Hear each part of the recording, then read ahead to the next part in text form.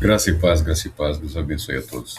O Evangelho de Mateus, no capítulo 17, ele traz uma revelação, né? A transfiguração de Cristo Jesus diante de três dos seus discípulos, diante de três daqueles que ele escolheu para participarem desse momento. E o Evangelho diz o seguinte: 6 dias depois, Jesus levou consigo Pedro, Tiago e João, o irmão de Tiago, e os conduziu a um alto monte onde estavam sozinhos. E ele foi transfigurado diante deles. Seu rosto brilhou como o sol, e suas roupas tornaram-se resplandecentes como a luz. De repente apareceram Moisés e Elias conversando com eles. Então Pedro disse a Jesus: Senhor, é bom estarmos aqui. Se quiseres, armarei aqui 3 tendas, uma para ti, uma para Moisés e uma para Elias. Enquanto ele ainda falava, de repente uma nuvem brilhante os envolveu, e uma voz vinda da nuvem disse: Este é o meu filho amado, em quem me comprazo. Ouçam-no. Ao ouvirem isso, os discípulos caíram por terra, tomados de medo. Mas Jesus aproximou-se, tocou neles e disse: Levantem-se e não tenham medo. E quando levantaram os olhos, não viram ninguém, a não ser o próprio Jesus. Enquanto desciam da montanha, Jesus lhes ordenou: Não contem a ninguém o que viram, até que o Filho do Homem ressuscite dos mortos. Nesse período, segundo aqui o relato, nessa época aqui, final do capítulo 16, Jesus começou a preparar os seus discípulos para a sua morte e também, na sequência, a sua ressurreição. Jesus não deixou nenhuma mensagem oculta aos seus discípulos, muito embora eles tivessem dificuldades para, eu não sei para se entender ou aceitar. Nós vivemos num mundo, numa sociedade, numa realidade cheia de preconceitos, cheia de preconceitos. E é difícil lidar com o preconceito, porque o preconceito ele é interessante em alguns momentos da vida da sociedade, tá? Porque ele instiga o medo e ele também, ao mesmo tempo, ele desenvolve aquele instinto de autopreservação. O preconceito está muito relacionado ao medo. Medo e preconceito, medo e preconceito. Por exemplo, preconceito em relação aos escravizados, depois libertos e seus descendentes. Por que há preconceito? Porque há medo, sempre houve medo de que eles se organizassem e dessem o troco no, nos colonizadores, nos donos dos escravos. Preconceito em relação aos indígenas, não pode falar mais índios. Preconceito em relação aos indígenas. Centenas de grupos humanos viviam aqui nessa região. Milhões, milhões. Diversos povos e nações indígenas. Instaurou-se um preconceito que até hoje persiste em relação aos indígenas. Por quê? Porque havia um medo de que eles se organizassem e jogassem os colonizadores no Oceano Atlântico. Preconceito e medo caminham lado a lado e têm o objetivo de criar um pensamento, uma estrutura de autopreservação. Jesus teve muita dificuldade em quebrar os preconceitos que havia na vida dos discípulos, na vida dos seus apóstolos. E nós vemos, não só na narrativa dos evangelhos, mas também no próprio Atos dos Apóstolos, ou Atos do Espírito Santo, mas Atos do Espírito Santo através dos apóstolos de Cristo Jesus, como foi difícil romper as barreiras que foram levantadas ao longo de séculos, ao longo dos anos. Tá? Então, o preconceito, ele é difícil de ser rompido, difícil de ser vencido, porque ele acaba fazendo parte da estrutura psicológica, emocional do indivíduo.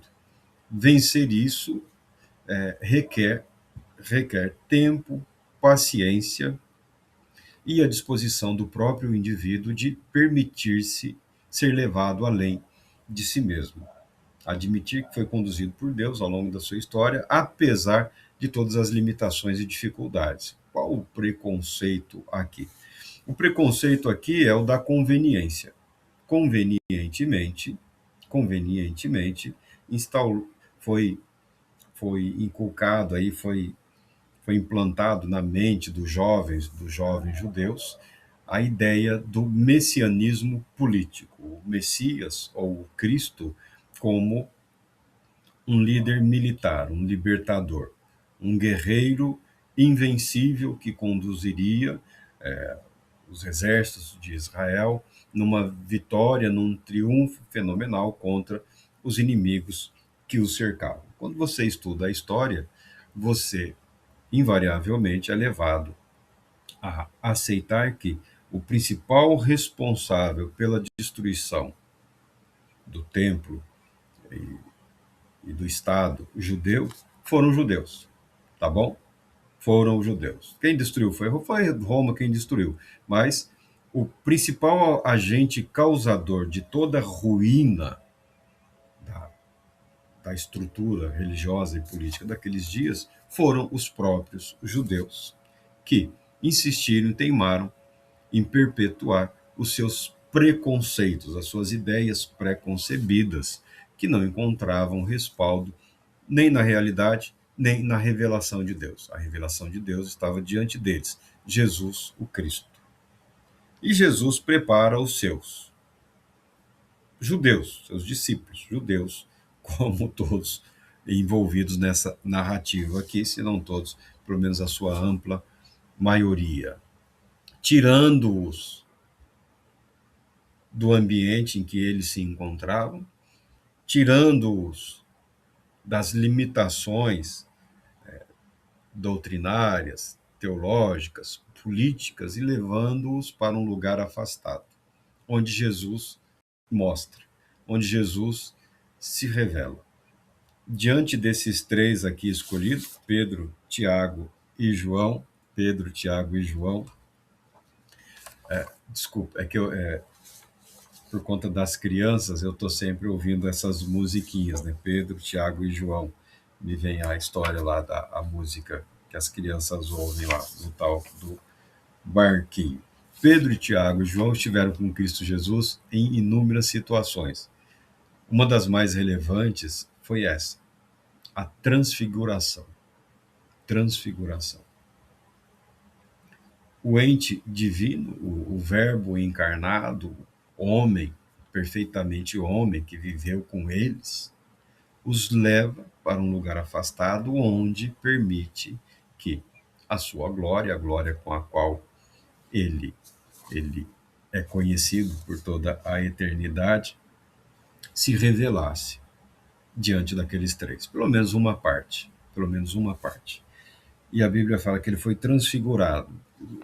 Essa transfiguração aqui diz respeito a uma essência, tá bom? A uma essência. Então, o que as pessoas estão vendo? Estão percebendo um brilho intenso, um brilho intenso que ofusca em parte a visão, um brilho intenso que envolve a totalidade do ser, incluindo até as vestes de Cristo Jesus, que ficaram resplandecentes. E esses três ficaram tomados assim de um espanto. Uma coisa é ouvir, uma coisa é entender, uma coisa é a atuação da palavra de Deus, né? Cristo, o Verbo encarnado, a palavra viva, comunicando-se com eles. Outra é a revelação da glória de Cristo diante deles. E a glória de Cristo, ela é apresentada de uma tal maneira que ela vai além do espaço e do tempo. Porque com essa glória, eles veem também, e a visão com a qual eles foram agraciados os capacita a compreenderem, porque ninguém tinha foto, ninguém tinha retrato, ninguém tinha uma descrição. Eles veem Moisés e Elias conversando com Cristo Jesus. Moisés, totalmente relacionado à lei, Elias, aos profetas. Elias é um dos mais estimados profetas pelos judeus, tá? E Moisés, que é o cara, que é o profeta também. A lei e os profetas testemunhando a verdade revelada. A nossa cultura, nós já falamos, o nosso pensamento religioso, ele tem um berço ali na Europa, tá? Que não é lá grande coisa, tá bom? A Europa é uma revisão do pensamento cristão, tá? Eles não construíram muita coisa lá. Basicamente heresias. Basicamente heresias.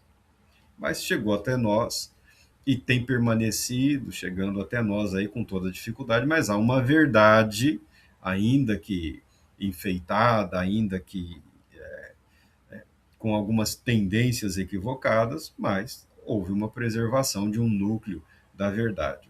O Evangelho de Cristo Jesus, ele é poderosamente simples, eficaz, eficiente a partir do momento que a pessoa se dispõe a submeter-se a ele. Então nós temos uma visão cartesiana, que é uma visão cartesiana, né, que era em duas dimensões, ou seja, limitada, meio que como se fosse um retrato, nem em 3D.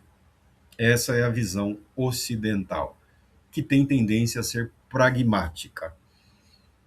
Aprove a Deus que o Brasil, como ele se forma, ele se molda, ele não está limitado à visão dos europeus ou dos americanos da realidade, que é basicamente o pragmatismo, a ganância sem limites. Nós temos também a influência dos povos indígenas, que tem lá a sua espiritualidade, né? Principalmente no tocante à alma, ao animismo. E temos também os povos da África, que para cá foram trazidos contra a sua vontade, e também povos de várias outras regiões do mundo. O brasileiro tem esse privilégio de conseguir ter uma perspectiva mais, eu não diria mais abrangente, multidimensional da revelação da verdade. É a nossa índole, é o nosso espírito, está gravado em nós. Por isso também o brasileiro é muito suscetível ao engano, ao engodo, à fraude, né? As pessoas que vivem da simulação e da fraude. Mas aqui nós estamos falando da revelação da verdade.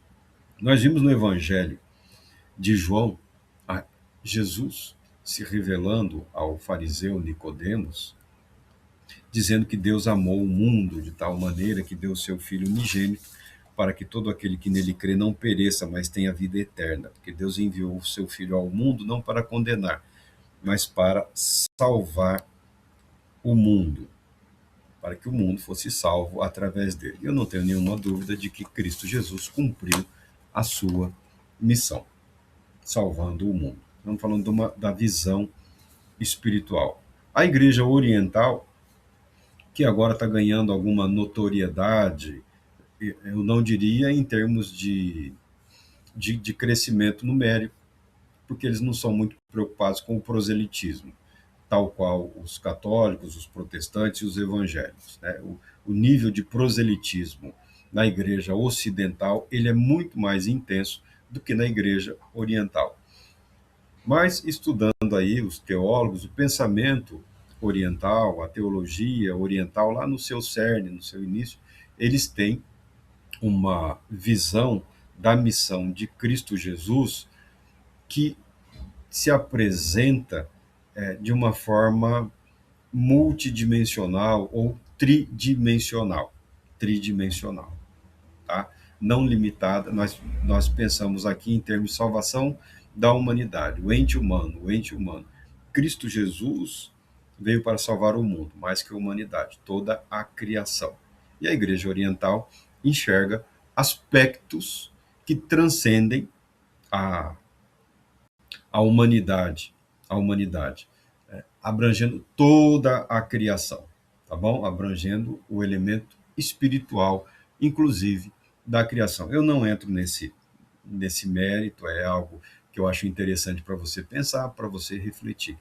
Mas eu pego esse argumento para trazer à tona que Jesus é muito mais do que você tem sido capaz de compreender ou expressar. Isso não só pode, como é um grande auxílio. Você vê o médico na enfermidade, na sua dor, na sua aflição, na sua doença. Ah, Jesus tem o poder para. Jesus é a cura. Jesus é a cura. Diante da consciência do pecado, diante da consciência do pecado, você procura o perdão. Jesus é aquele que salva do pecado, é aquele que perdoa o pecador, porque ele se fez pecado por nós e sofreu toda a maldição do pecado, toda a condenação do pecado, sofreu sobre si para que nós experimentemos o perdão e a salvação final por Deus Todo-Poderoso. Aqui, nesse momento, Jesus se permite mostrar para os seus discípulos, ainda que parcialmente, de forma limitada, como ele o é na sua plenitude, a plenitude da revelação, em glória, em glória. É um homem perfeitamente homem, mas como homem ele é muito mais e infinitamente superior a todos os mortais. Dão testemunho dessa verdade Moisés e Elias, testemunhando dos céus, testemunhando da glória eterna, o poder do Filho de Deus. Você tem aqui o testemunho dos profetas e da lei, e você tem o testemunho do Pai, do Pai. Deus, mais uma vez, dá testemunho acerca da pessoa de Cristo Jesus, dizendo: Este é o meu Filho amado, em quem tenho perfeita alegria, prazer. A ele ouvir. Nenhum homem em toda a história da humanidade obteve esse testemunho do Deus Todo-Poderoso. Jesus, o Cristo, é o único a receber esse testemunho. Filho amado de Deus. Filho amado do Pai. A ele devemos ouvir. A ele devemos recorrer. Ele é o único mediador entre Deus e os homens. Os cristãos, no início da formação teológica das doutrinas cristãs, falam aqui da divindade, né? da coparticipação do Filho na glória eterna ou ou da natureza essencial do Cristo, Jesus, o Verbo, o Filho de Deus, falando assim da divindade de Cristo Jesus. Mas aqui o que está em relevo é a humanidade de Cristo Jesus. A humanidade participando dessa glória, a humanidade participando dessa natureza, o Filho de Deus, o Verbo de Deus, que se fez carne, que se fez humano. Por isso, sendo ele o único, Jesus o Cristo, só tem um, ele é o único mediador entre Deus e os homens. O equívoco de muitos, é acharem que nós temos um acesso direto a Deus. A natureza humana, a humanidade como um todo, não possui condições. Por mais que você se empenhe, por mais que você se dedique, carne e sangue não herdam o reino dos céus. A natureza pecaminosa precisa ser corrigida, precisa ser restaurada, precisa ser renovada, precisa ser purificada. O ser humano, a humanidade, precisa ser salva de si mesmo, precisa ser levada além.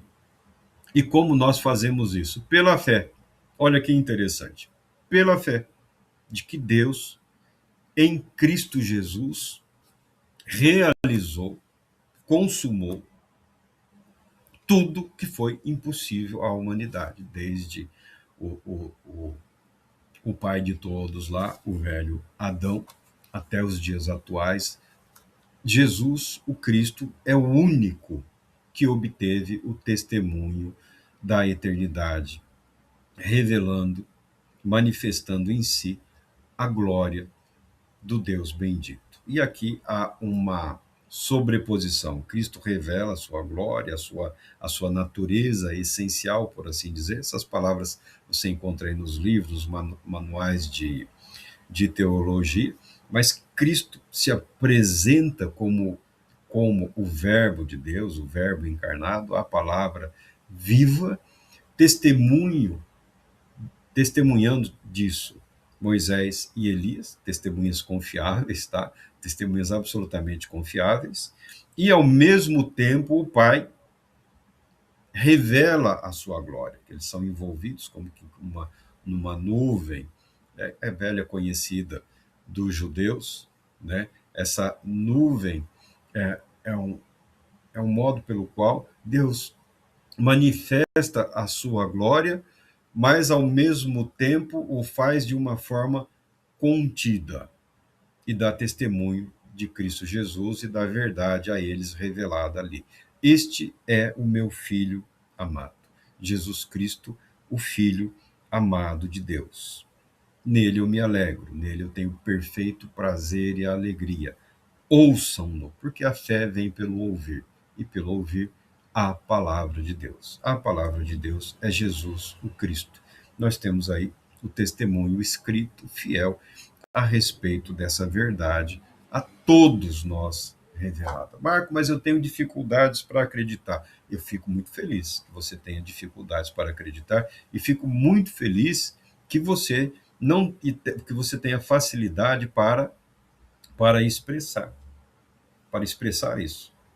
A nossa dificuldade no que diz respeito à apreensão, à compreensão de verdades eternas. Foi o que Jesus disse para Nicodemos. Se eu estou falando das coisas terrenas e você que é mestre está sofrendo, imagina se eu falar das coisas, das questões da natureza eterna, celestial. O importante para nós sabermos é que toda a essência divinal, toda a essência da glória eterna estavam contidas em Cristo Jesus. E ele viveu humanamente, de forma a expressar para nós a absoluta e perfeita vontade de Deus. Ele veio para salvar o mundo, e eu entendo que ele salvou. Ele salvou. A garantia disso nós temos os escritos proféticos que garantem que ele retornará.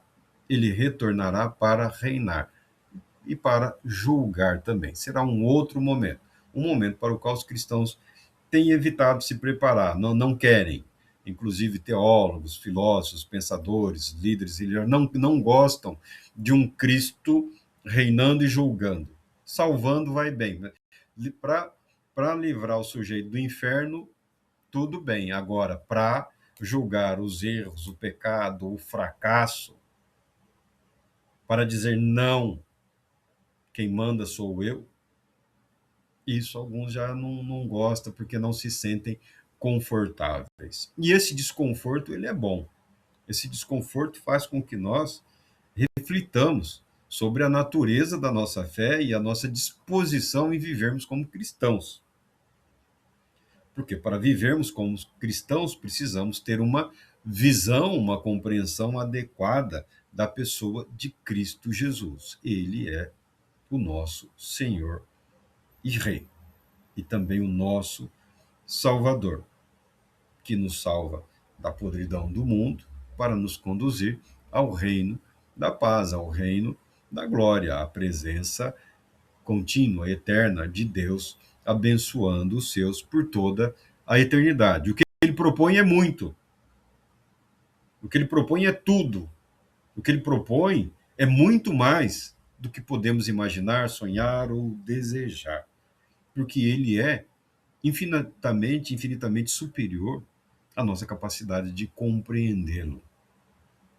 E isso é bom, isso é ótimo, porque estamos diante da revelação de Deus, que, apesar das nossas limitações, continua insistentemente nos chamando, nos conduzindo, nos guiando, nos alertando. A partir do momento que estejamos dispostos a abrir mão das nossas pequenas coisas, dos nossos questionáveis valores, da nossa compreensão limitada e permitir que o Espírito de Deus nos conduza a esse momento, essa revelação está disponível a todos, há o registro aqui. Ela tem peso eterno, tem caráter eterno. Algumas ou muitas coisas na palavra de Deus são verdades eternas, ou seja, são permanentes. Cristo em glória. Cristo na sua glória revelando a totalidade do poder de Deus, do querer de Deus, para mover mentes e corações ao Todo-Poderoso. Que Deus Todo-Poderoso